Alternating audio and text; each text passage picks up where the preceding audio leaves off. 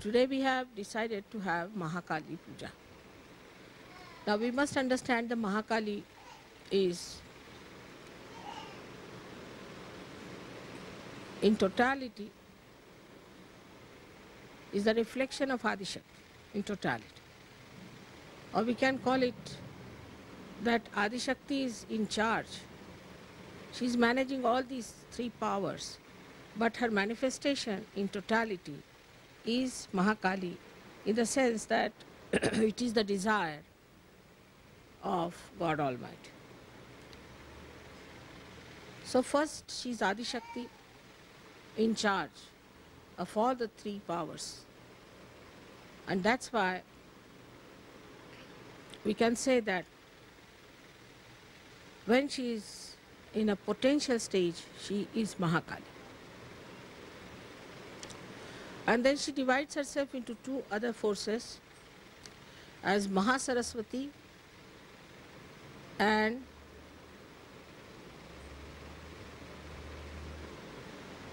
the ascending force that we call, or as the parasympathetic nervous system expressed in us, is the Mahalakshmi force. So she has actually all these forces in herself. Kali has all these forces, but she manifests. She desires to act, and when she wants to act, her potential force becomes these two other forces. So when we do the puja of Mahakali, we must understand that inbuilt within this force within us is desire. So we can desire anything. If we want, we can desire everything. We can desire, say, the joy. We can desire the knowledge. We can desire to be compassionate and love. And we can desire also the destruction of those which are negative forces. But the Mahakalic force is the one which is working out the constructive force. But in that constructive force only, there has to be destruction.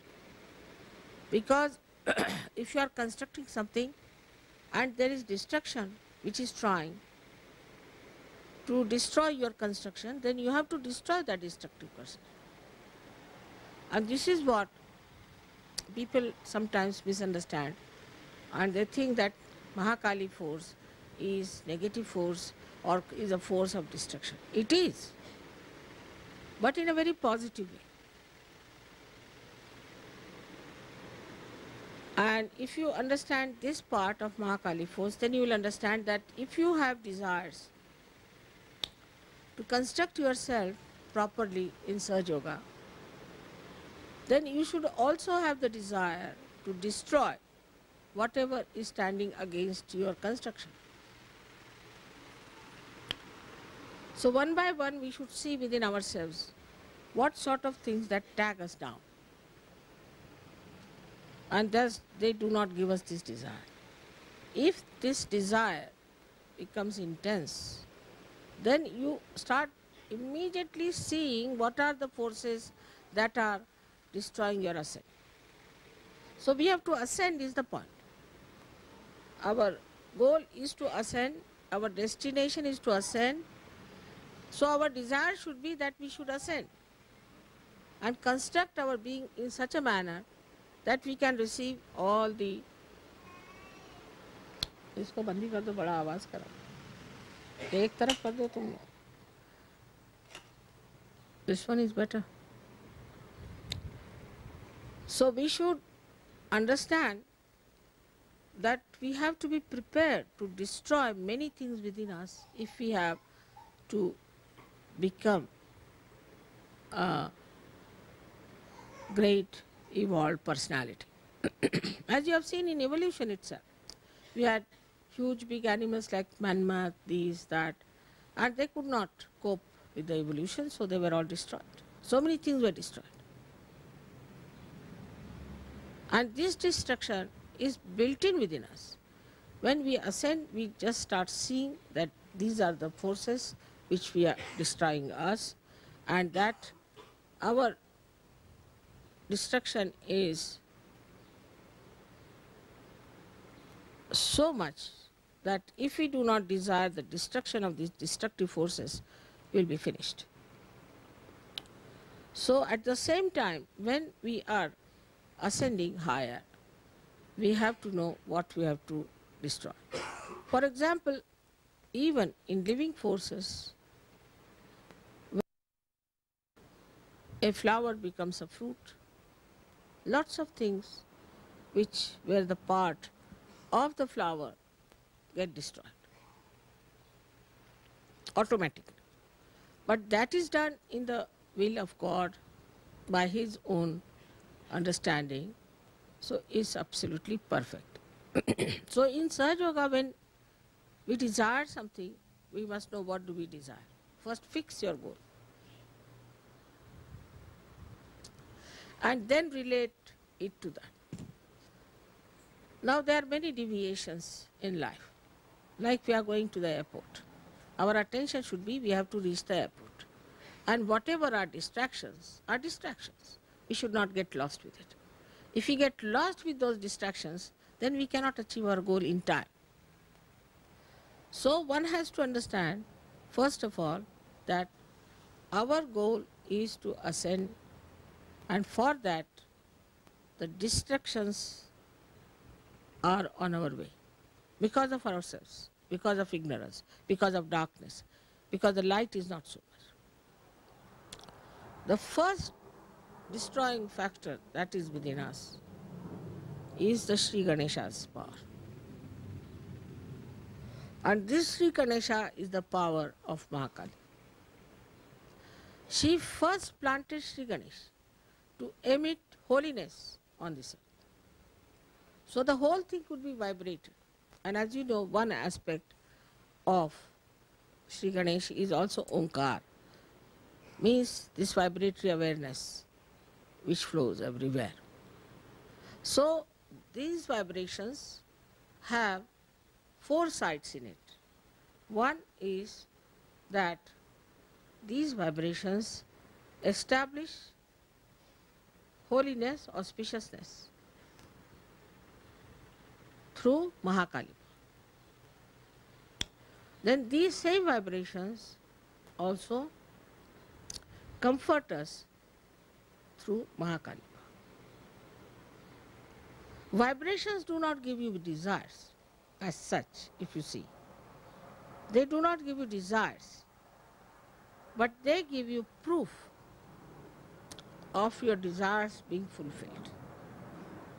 Supposing you want somebody to be cured, this is your desire, and you give vibrations to that person, so it's a means. So it is also the action part which is there in those vibrations. But this action also comes from desire. If you don't have desire, you won't act. So the desire is so important even to establish your own path, to establish your forward march. If your desire is poor, if you are half-hearted, you can't work it out. Half-hearted people cannot achieve anything in surgery. It's not meant for half-hearted people.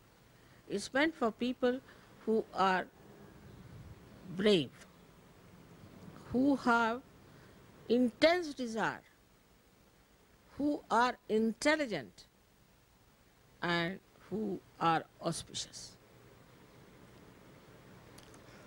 But in case you do not have intense desire, then the pure desire doesn't work and you do not get your realization. Also, after getting realization, unless and until you have desire to ascend, very strong, intense desire to ascend, you cannot ascend.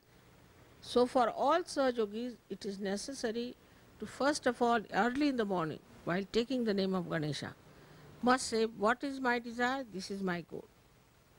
This is what it is. All activity must be surrendered for this goal. So now, how our desires are curbed. First of all, through conditionings. We have certain conditionings.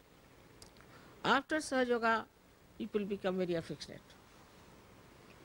So immediately, even if in the West, where the family is not so important, children not so important, selfishness is there.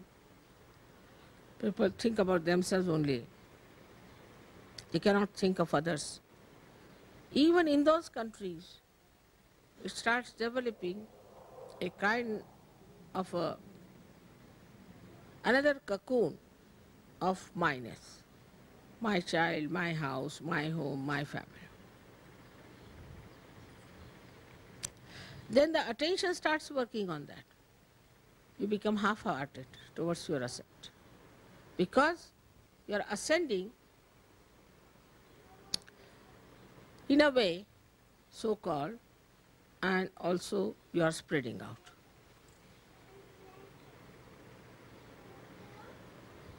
Then the concern goes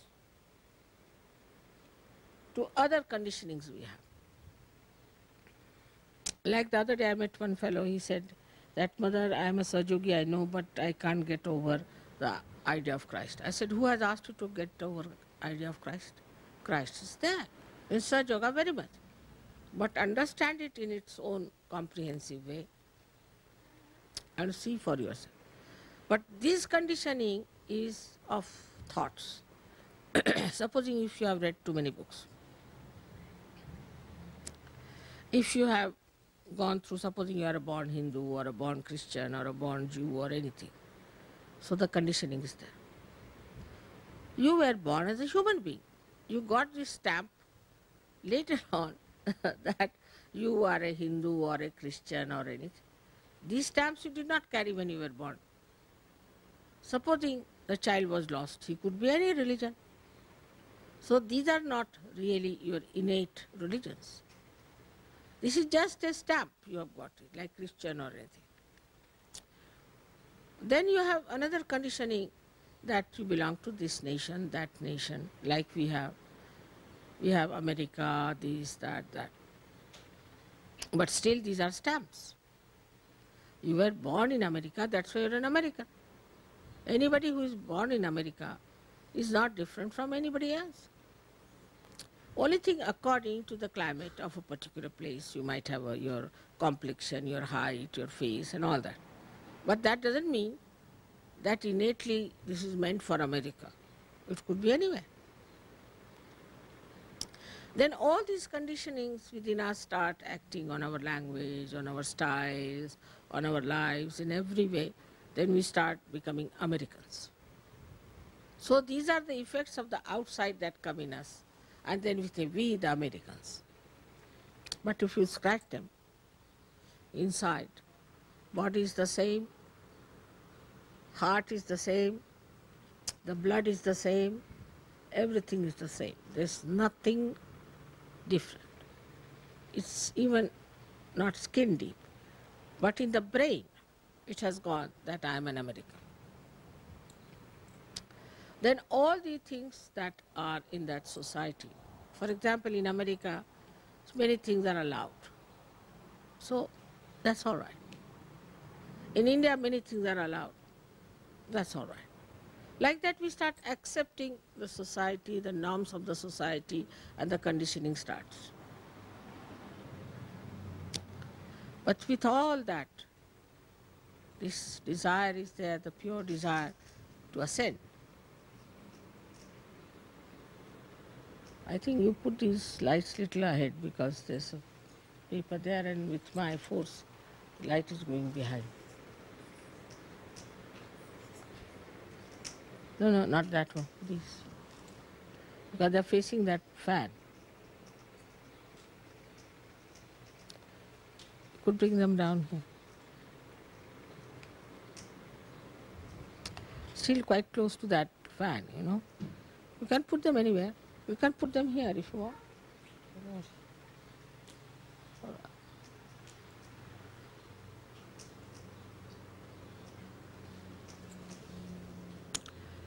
You see, because the air is blowing that way and they are all going that way.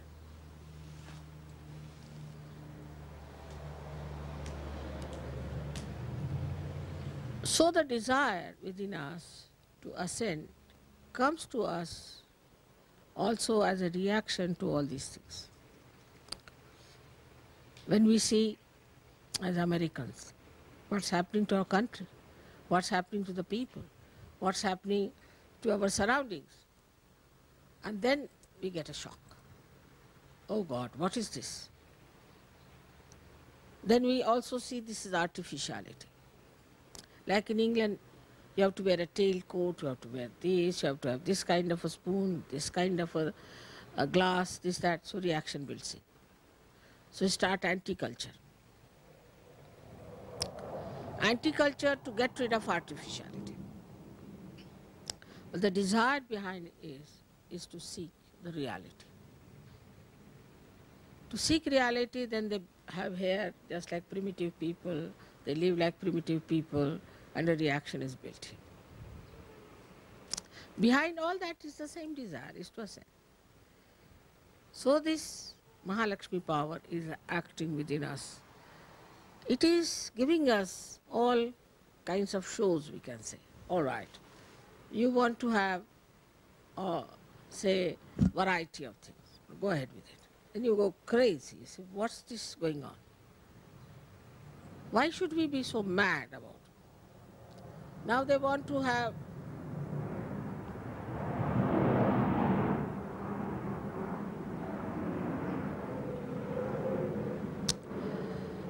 you want to have, say, your children, your home, your houses. Then you just get fed up with it. Because children become arrogant, they become horrid, they trouble you. Then you say, oh God, I'll never have any children anymore. Then you have wives, and you find wives horrible and husbands horrible. Then you divorce. You go on divorcing, and then you find it's useless. Doesn't work out. Nothing seems to work out. You feel so frustrated. And that action and reaction works on your desires. So your desires go on changing. Especially when we are wanting to be affluent. People become affluent and then they find the problems of affluence. So a reaction is built in. Those who witness those problems of the rich, they don't want to be that rich. Nothing doing. So in every way, the desire to achieve things works out. Like some people want to have power, they go into politics, fight it, get it done, and done forever. So, lives after lives it goes on. Then you are born in modern times. When I am here, and now your only strong desire is to become the spirit. I hope it is. So now all these back things are to be crossed over. They are finished. Now what should we do for our realization? What action we should take? The first action is to develop your Mahakali power. By one power, you destroy all that is nonsensical. Destroy all that is impeding you, troubling you, blocking you. Destroy all that. Just I don't want it.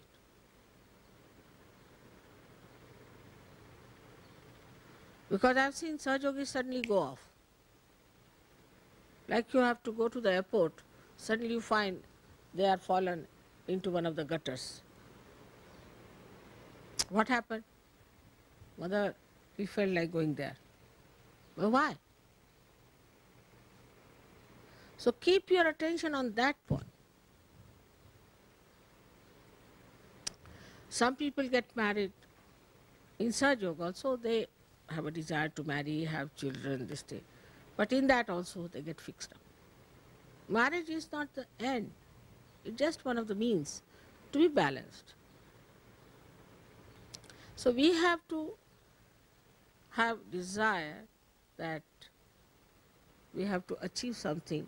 So go on destroying all that is within us. Within us is There are 6 enemies, as they say, is anger, then greed, jealousies, violence. All these are within us. So we have to destroy these 6 enemies. But what's the power of a Mahakali is that she destroys all the enemies that stand in your way.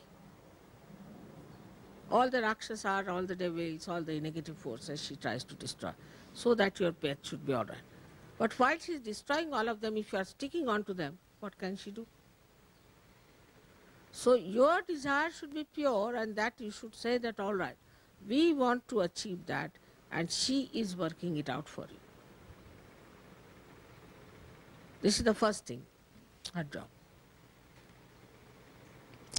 Then the second job is that she comforts you. She gives you comforts of every kind. The first comfort she gives you is of your body. Your body becomes comfortable. Means all your diseases and all your troubles are destroyed. You find that your body becomes healthy, you feel younger, you get energy, and you can work out your realization. This is the first thing she does for you, is to give you comfort. Then she also gives you comfort of the spirit, so that you do not ask for artificial comforts. You can live anywhere. You can live in a jungle, you are comfortable. If you live in the most busiest place, you are comfortable. So you are comfortable everywhere, and that sort of a comfort she can establish within you. Then the highest of all her boon is that she gives you the joy. Joy of every kind. Joy that emits from everything, from everyone.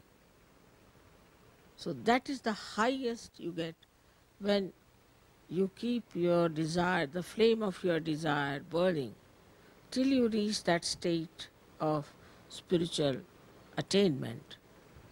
Then you find that no more desire is left, but only one, if it is any, that let the whole world be realized. Like a drunkard, you see, he wants to enjoy his drinking with others, like that you become. You are drunk in your joy, and why not others enjoy? So you work for it. But human beings, I have seen, they move like a yo-yo. They achieve their spiritual attainment, they have the joy, and then they go back to help people, they get caught up with them. They are not strong enough. Because the Mahakali power is not strong. And another is the weakness of the Mooladhara. Weakness of the Mooladhara makes you imbalanced. And in that imbalance, you lose your way. So one has to be very careful that our Mooladhara must be fixed properly. There are so many ways by which you can fix up your Mooladhara. And you must fix up your Mooladhara first. Then your desire absolutely moves like a kite moves in the sky, stuck to Mooladhara. And you can move into any direction, to any height, wherever you go. You are quite in charge. You know how you are moving. It can bind your attention, everything. So what we say that the roots are very important first to be established for the growth of your desire upward like a tree. So they go hand in hand. Mahakali power and Ganesha's power go hand in hand, because that's the foundation. If it is based on that foundation, desires go much stronger and effective, and they do not deviate. Every sort of desire is fulfilled till you reach that state where there's no other desire left but to enjoy. You just enjoy without any desire. Desirelessly you enjoy. And that state is to be enjoyed. Just to be enjoyed. What is there to talk about it? What is there to say about it?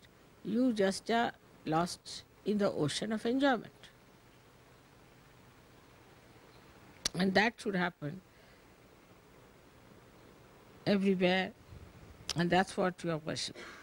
So now I hope you have 108 names of Mahakali. And if you have the 108 names of Mahakali, you will see one by one that her these stages of her working out for you, how manifest that you can see in those names. So now first we'll have one Atharvashesh, and then we can have these 108 names. Kanwal?